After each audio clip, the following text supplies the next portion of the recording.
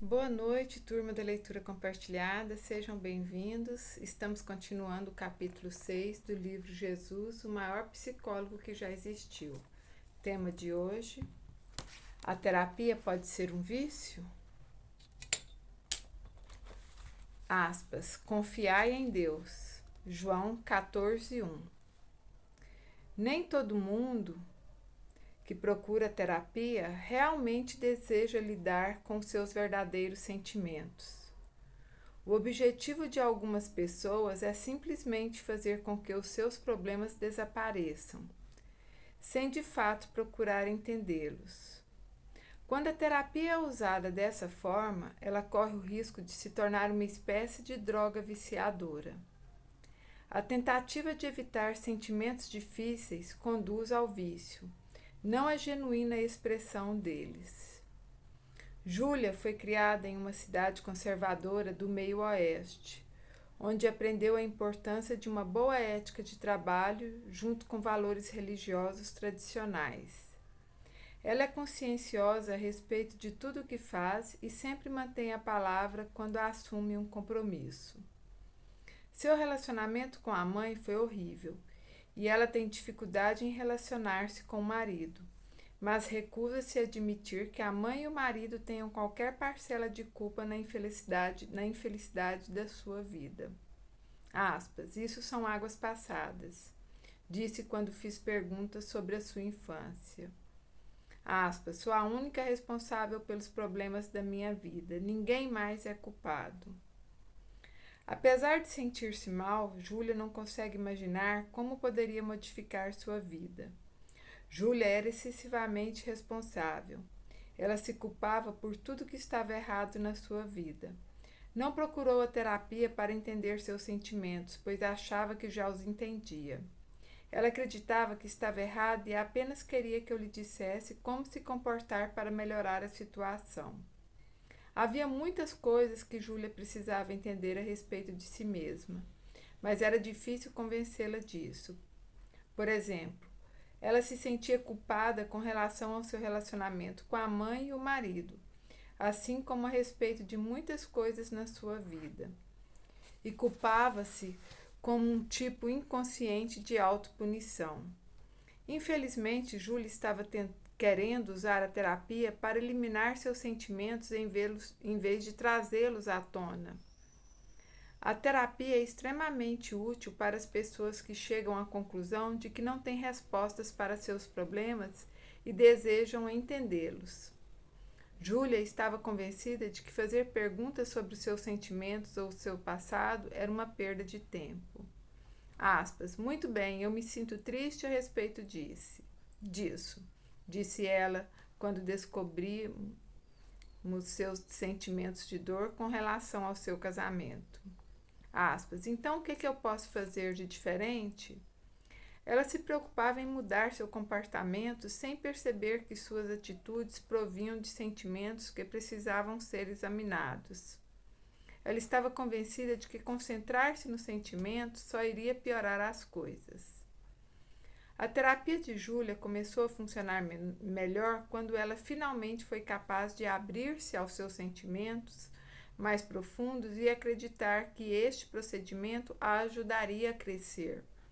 Embora não pudesse percebê-lo, ela estava antes tentando usar a terapia como um vício. No entanto, a terapia usada para evitar os sentimentos dolorosos não ajuda as pessoas a mudar.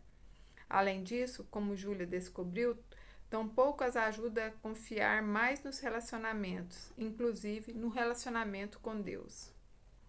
Júlia começou-se a sentir-se diferente a respeito da sua vida quando parou de tentar fazer com que eu lhe dissesse o que fazer e começou a procurar descobrir como se sentia com relação ao que já tinha feito. Ela percebeu que os seus sentimentos de culpa faziam com que ela se criticasse demais e começou a compreender a diferença entre autocondenação e responsabilidade.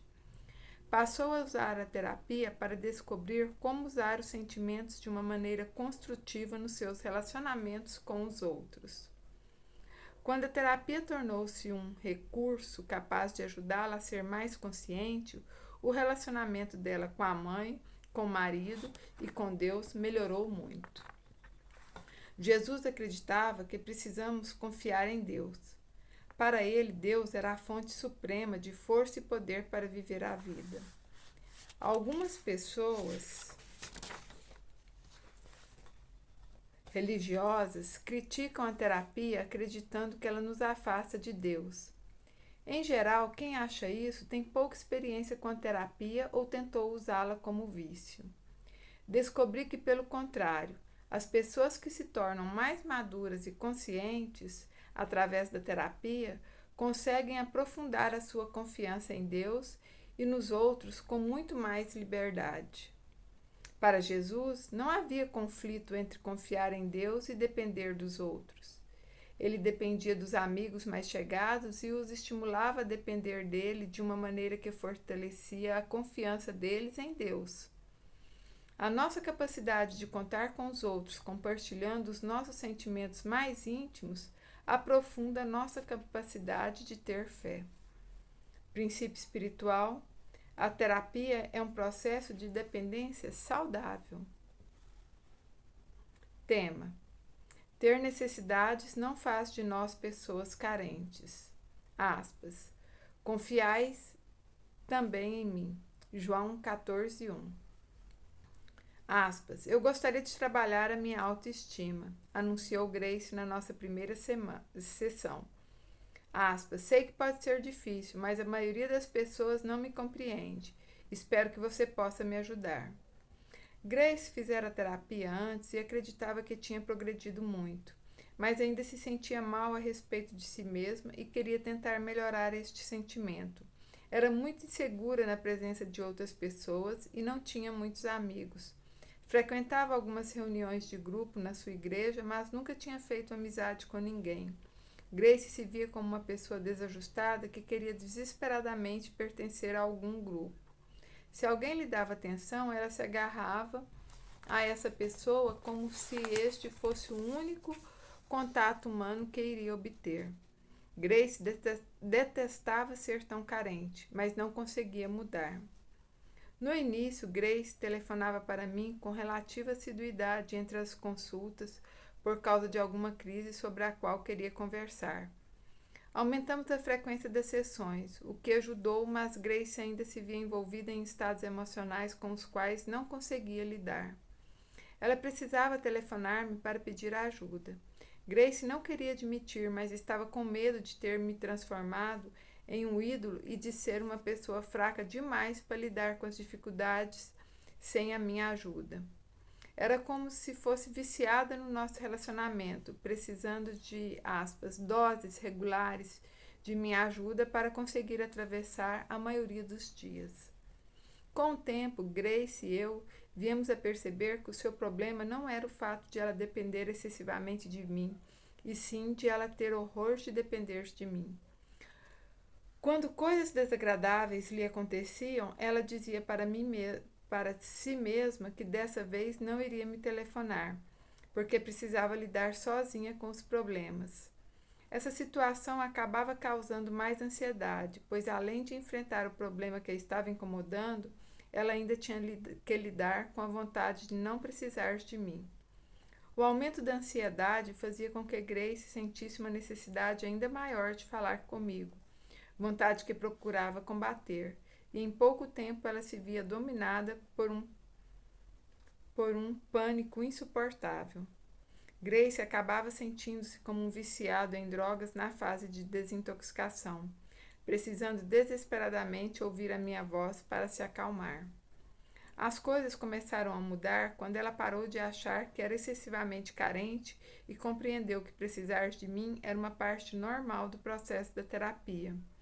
Quando Grace aceitou o fato de que dependia de mim, ela ficou mais livre para lidar com seus sentimentos durante a semana sem o peso da vergonha de ter necessidade de falar comigo a respeito deles. Seus telefonemas diminuíram, porque ela já não se criticava tanto por querer me telefonar. Na maioria das vezes, passou simplesmente a ligar para minha caixa postal e deixar uma mensagem sem precisar que eu ligasse de volta. O simples fato de saber que podia contar comigo já era suficiente. Como Grace não estava mais se sentindo tão mal por precisar de mim, deixou de alimentar sentimentos muito negativos com relação a si mesma. Afinal de contas, talvez ela não fosse uma pessoa tão fraca, mas apenas uma mulher que de vez em quando tinha sentimentos intensos e queria ter a certeza de que outra pessoa entenderia. Apesar de ter demorado um pouco, Grace veio a compreender um aspecto fundamental da sua condição humana contra o qual estivera lutando. As pessoas são criaturas dependentes. Precisamos dos outros para sermos completos.